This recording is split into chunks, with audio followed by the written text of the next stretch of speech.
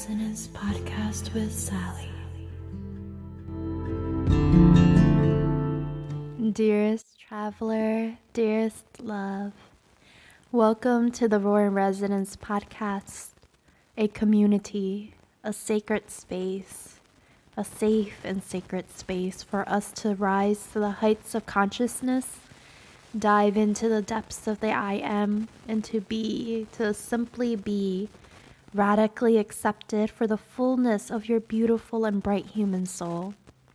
I am Sally, your fellow journeyer, and Akandara is my soul's sweetest song in light language, the language of our soul.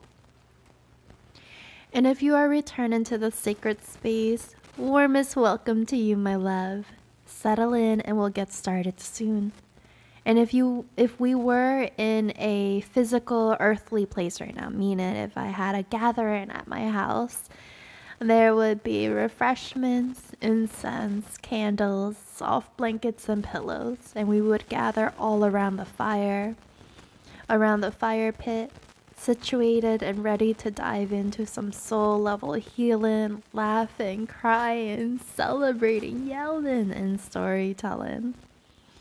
And if you are new to this space, this is truly a sacred space. A space so connected to the above and grounded to the below, connected and grounded, rooted into Mother Gaia, rooted into her embrace. And what is so beautiful in this space is that we are not here to, quote, fix, unquote, each other. We are here to offer love, light, support, reflection. We are all here knowing that we can find the answers within, and that we are all here to, if anything, share, mirroring back to one another, actively listening to one another. And we are here to appreciate, to accept the fullness of the human experience. From the dark night of the soul through the birthing of our divine goddess and God itself, we weave in knowledge from all over the world, finding threads of interconnected truth in unseemingly disconnected, you would never thought of it, connected sources into tales of our own healing and embodiment, transforming it into embodied wisdom. And if you resonate thus far, I invite you to subscribe on Spotify and YouTube so that you don't miss a reading.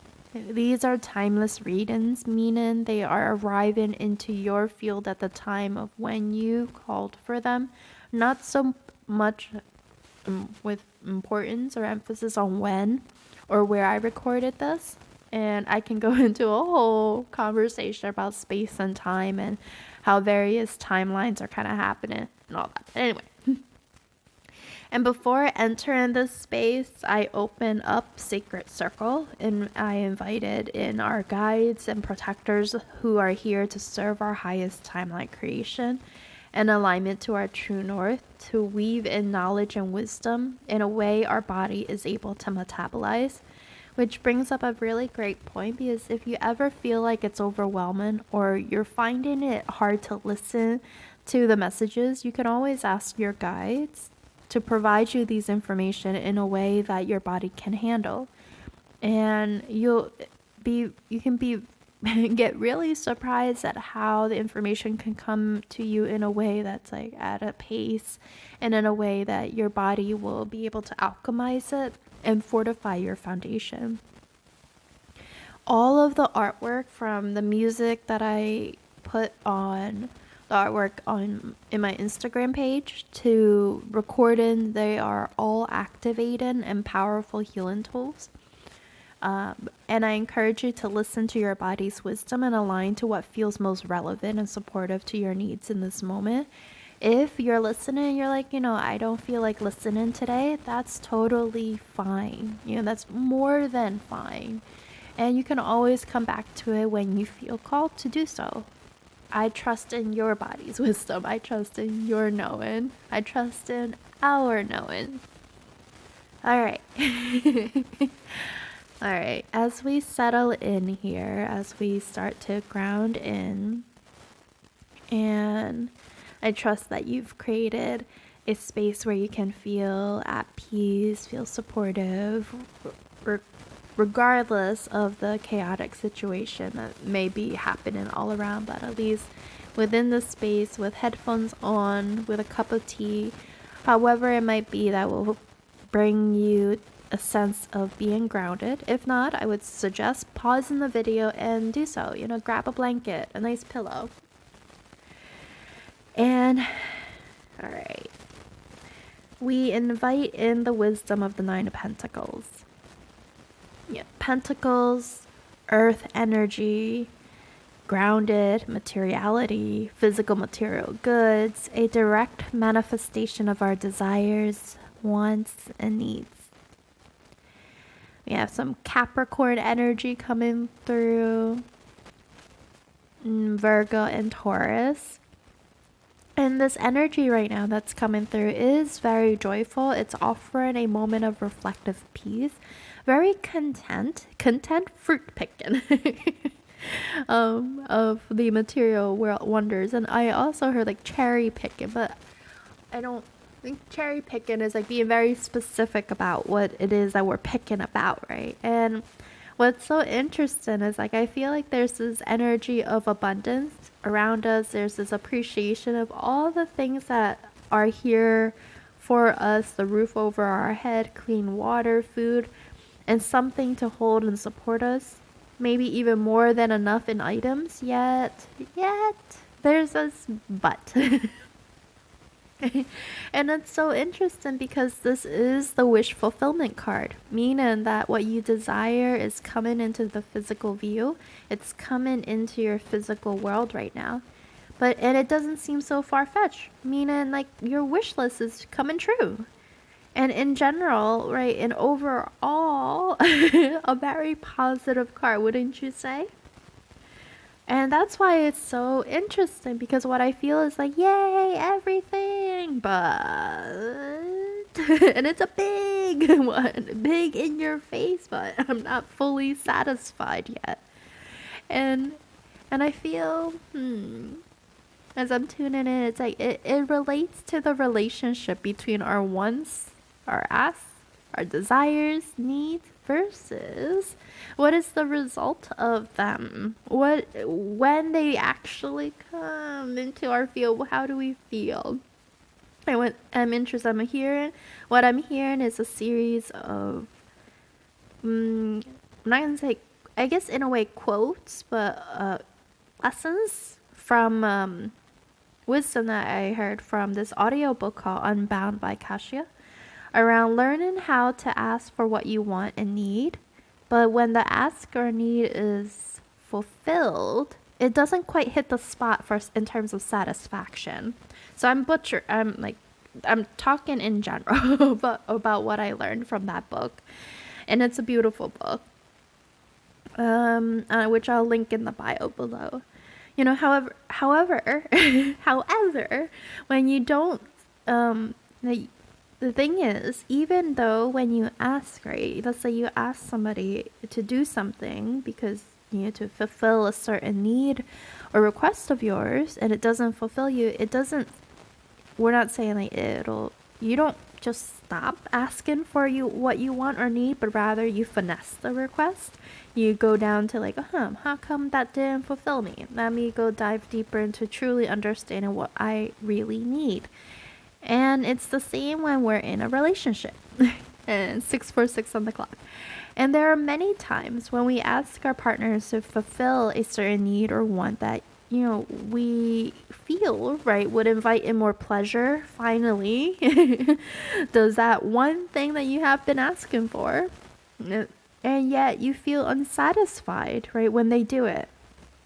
But hey, you've been on your path of remembering the I am, so you get curious and you start to wonder, why isn't this satisfying? So the invitation, the offer in here, the courtship with life that can happen here is to dive into that curiosity, diving into that with curiosity, I mean. And maybe as we play with this idea, play with this, you journey into this playground and work to understand ourselves and our way of working, maybe it's a buildup of resentment or dissatisfaction that is fueling this. Maybe it's that the resentment and dissatisfaction is just so much that it's just dampening this request, kind of making it lackluster, if you will. And maybe it's not so much about the chores, but about the difference in values or perspectives when it comes to owning and sharing a space together. And there could be a number of reasons. But when we get curious, we can invite in play. And how can I play with this resistance? How can I finesse the ask and dig into what I truly need or want? And what will truly light me up? How can life and all that is in my life turn me on? All right. So let's say we expand our, let's take a moment and just kind of marinate on that, right? Maybe it's a physical request, right? Maybe that's explaining the huge but. All right, so let's say we expand our field of vision to something more metaphysical. And this is the same when we set intentions and manifestation. You can write down a list of all your wants, your desires, your intentions. However, without a clear focus or attention of where you want to direct the energy or clear assessment of your relationship with the wants and desires, then your manifestation can show up in ways that you had intended or not intended.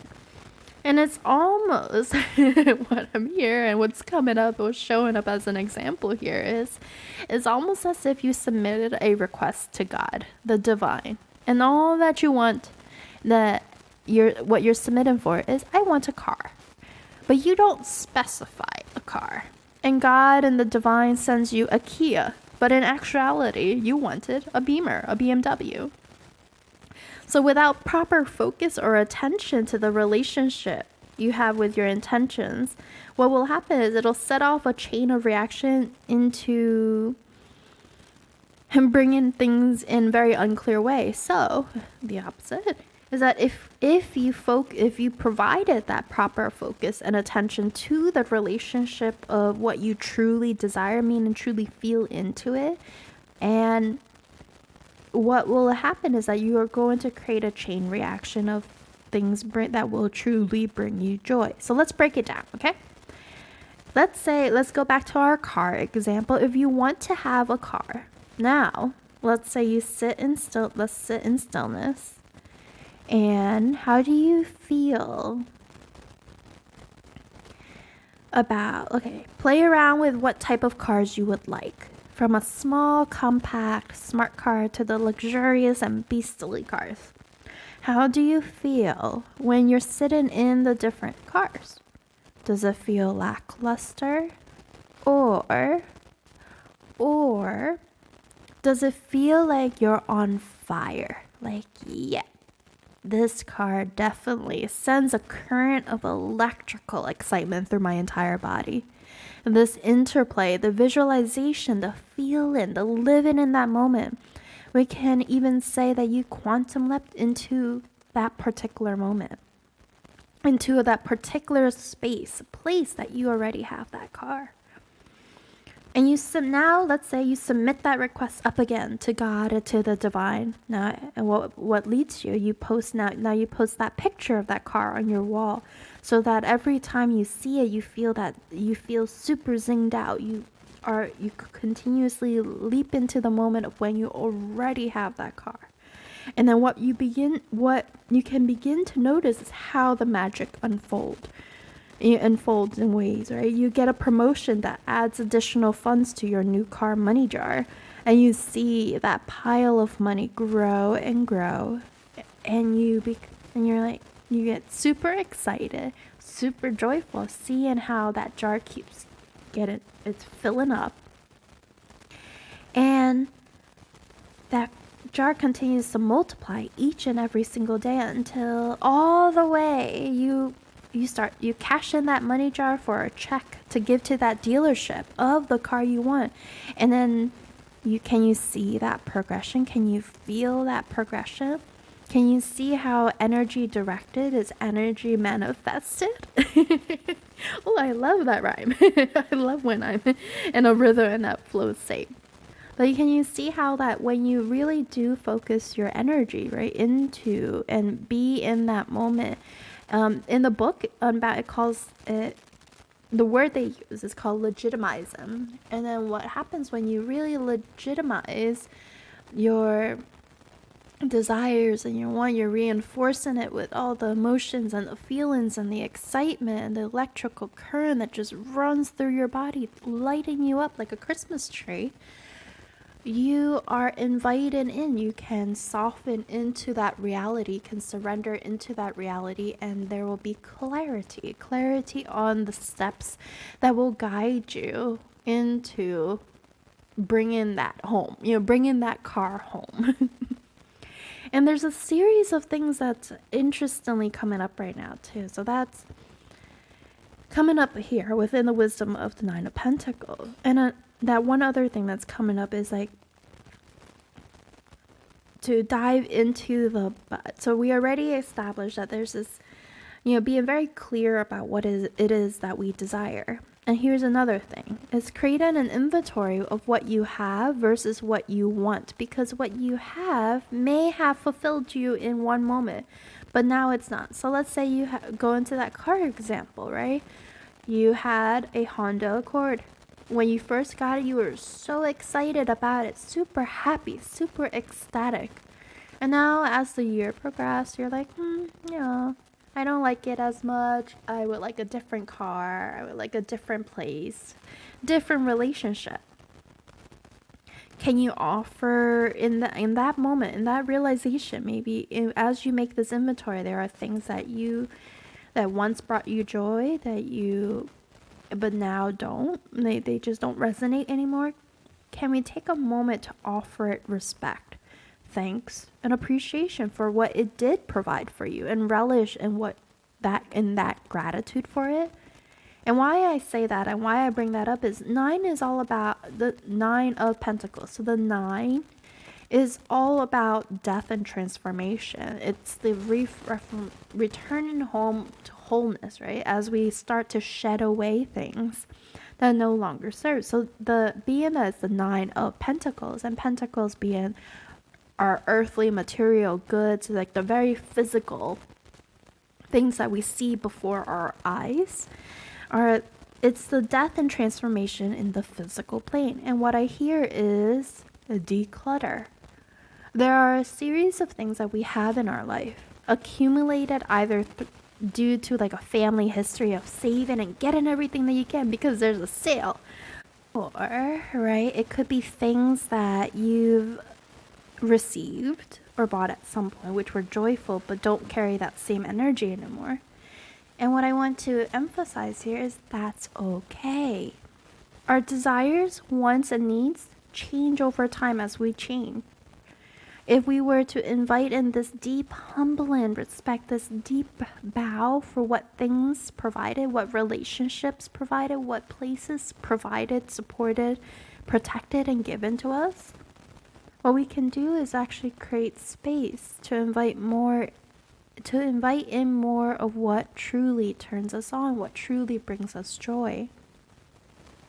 And this goes for things, people, and places, right? So, and what we're saying here is that let's say you make a decision on decluttering something. Well, you can always change that decision later on. Nobody is telling you that you can't have both, or that you have to do one way or the other. So right now, even like right now I'm going through a decluttering phase where I am transitioning from a scarcity mindset, buying everything that I see on sale, similar to how I've seen it done in my own childhood, or buying things for the sake of buying things, and now transitioning to seeing and actually looking at each item, giving it things, and then rehoming it. And what's a beautiful example about this This is a beautiful example of the this and that. For example, donating clothes, right? What was once the outfit you would wear walking down the street, through the town, into the night, can now be an outfit for someone else to do the same. And what is so beautiful about that is that and that's a very solid and grounded example. And what I can do is I can now create more space for like other clothes that will maybe in a way fit me, fit the stage and where I'm at in my life, and align to what really brings me joy. So yeah, so that's just like a physical example. Another physical example being we're in the Nine of Pentacles, and that all makes sense, of course, is decluttering. All right, so today feels like a whole bunch of different lessons are coming through with the Nine of Pentacles. It's wish fulfillment, but I think it talks about this transition, like to truly step into wish fulfillment and go in from scarcity mindset to this more abundant mindset of being very intentional about what we want to call into our life. And here's another thing that's kind of coming through right now is, but Sally, how do you feel when, what can you do when your reservoir is just empty? Like, how do you fill your life with joy and wonder when you feel so empty, so tired, so down in the gutter and drained? When you are at rock bottom, when you feel so hopeless, that something isn't going to end. And I have a story. I have a moment. I have many moments like this too, where, have you ever been in a room where you're surrounded by people but you feel lonely? I've had that, yes. I'm thinking of the time when I was in my college days, right? And I remember feeling, it was during my college days, I was in the deepest, probably darkest depth of depression and anxiety. And I was at what I felt at the time, right? Rock bottom. Never truly understanding how or when I'm going to do this all alone. But there was still something. There was still something that says, okay, I think maybe I was listening to a podcast or something. I don't exactly remember, but there was always a little something, like a little light flickering at the end of the tunnel. And so I started small. And the smallest but very profound thing that kept me going was, I am breathing. I am alive. I am here another day. And you would not have been able to tell that I had depression or anxiety during those days or during that period of my life. And the people around me wouldn't have noticed at all because I always had a smile on my face. I was always, and that always having a smile on my face and putting on that mask too is something that is very much related to the way that emotions, and you just have to put on a smile, that any sadness or otherwise is not, it's too much and you can't have that. It's weakness. That's how I was taught in my upbringing, so I always had a smile on my face. But when I do share this piece with others, when I do have that moment of vulnerability and I do share it and open up to people about that, or at that time when I opened up to people, what I would hear from people is how they had it worse than I, or that the sheer disbelief because look at all the things that I have. And when I think back to it, when I think back to those moments, I feel this rage bubbling up because how society can celebrate and value what is seen on the surface without realizing that maybe I was truly dying on the inside. And I know that this is something that is still very much prevalent to this day. The competition and the comparison that goes on without ever truly understanding the person behind the mask. Or the under truly understanding their being, that maybe there's so much more. And it's interesting because I'll just, as an I remember for one circle that I was in, it was just talking about body, about health, about just, again, like just around the physical part and how it's so celebrated. But maybe people are suffering on the inside. We don't even know that because we're just so focused, hyper focused on that the outside is what displays success. I can always go on to that. But maybe, right? Maybe there's a whole story that that person has to share. Maybe that whole story from that one person who's sitting on the park bench without shoes on. So what I did, I started small for myself, right? I started small. I started with celebrating the fact that I got to wake up. I woke up another day. Then I progressed to bigger things, that I look nice today. To the biggest one of all would have to be the reformation of trust in my own self. And I think, you know, that trust, it took a while to rebuild, I think. And, you know, that's a testament to continue to choose in the work in unconscious and conscious ways. But that trust in myself, I would say, more affirmed more so into the co-creation of this space with everyone. The general cycle of being in the shadow to the light is truly a cycle that resonates through all of our lives in all aspects. And 727 on my clock. And I love that this came up because, you know, what I want to offer as what I know I always say too in this space is that raw, the deep fullness, our vulnerability, our authenticity. And I am very happy that this is coming to mind, is about that story that I can share with you about how it was back in my college days. And I know there are, not necessarily, you know, and I have those days at times too. You know, I have those moments where I have periods of my life, cycles of my life, where I go through the dark night of the soul as I'm diving and really digging into the hardest part, the hardest part of remembering who I am. But I can see how the story resonates with the various aspects of my life and how it also enriched the way that I am now. And it wasn't, you know, just a story about, yeah, that's life and you just gotta fight your way through it.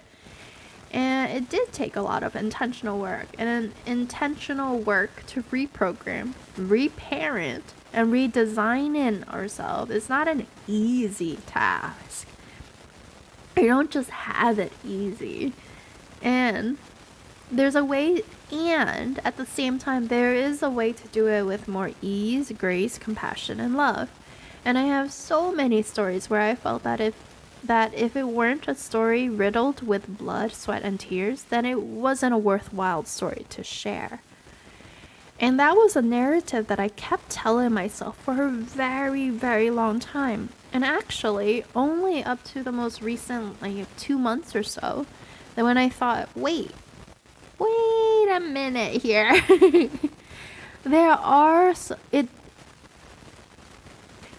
Intentional work is hard. Reprogramming, reparenting, redesigning is definitely not easy tasks, right? There are tasks that requires a lot of courage and bravery to do so.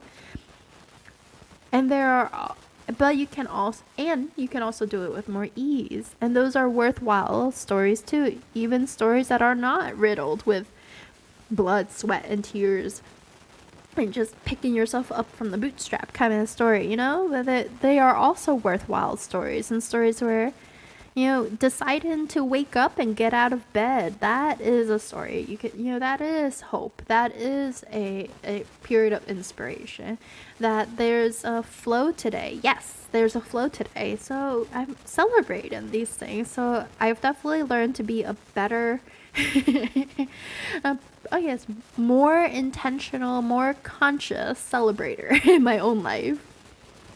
So that's interesting. So I'm going to sit with that a little bit today. Moments of reflections. And you know what's so funny too about how everything kind of comes together is that I also pulled some plant ally cards to support us today. And Milk thistle with the number 23. Together, that's a 5. That's 5, as you have heard in my previous episodes, are about collaboration, competition. Right? And milk thistle comes as a card about being a peaceful warrior. You don't have to blood, sweat, or tear. You can do things a little bit more peacefully. Being a truth keeper, creating a safe space, sanctuary for ourselves, and safekeeping and justice.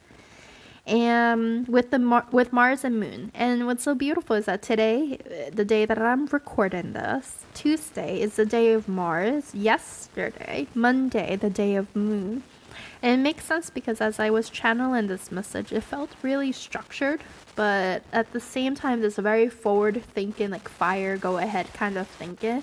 So Mars, Aries energy, fire energy, alongside with the grounded Earth Pentacle energy. So let's take action, but let's take very intentional, grounded action. See how beautiful that is? So let's dive into the root cause and create a plan. Oh, beautiful, young, sacred, masculine energy, Aries, Leo, and Sagittarius. And I'm going to read from the book. So give me a moment. Milk thistle dispels the damaging and destructive thoughts that can induce an endless loop of self-sabotage. Abandon insecurity, gossip, and fear-based protection strategies that enable frustration or a false sense of growth. Do not waste your time trying to control what cannot be controlled. Like a peaceful warrior, set your boundaries firmly and fearlessly. And there's a badger on the card. So like a badger, milk thistle shakes up systems that hinder innovation and halts patterns and behaviors that stunt growth. Know that what you are not changing, you are choosing. Good food for thought for today. Well, I love that. And then, let's see, there was another card that I was just flipping. I kind of asked, like, what other plant ally would like to come forward to us. And I have passion flower with number 43, together 7, mysticism, spirituality. Sacrifice, surrender, choosing growth, trusting, discernment, and letting go, with the planets of Neptune and Moon. Stepping into our dreams, right? What we truly desire, what we want. And let's see.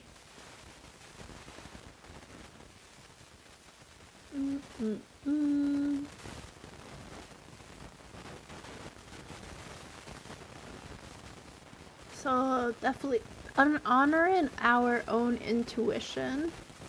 And passion flower resembles the need to sacrifice in order to make space and move forward.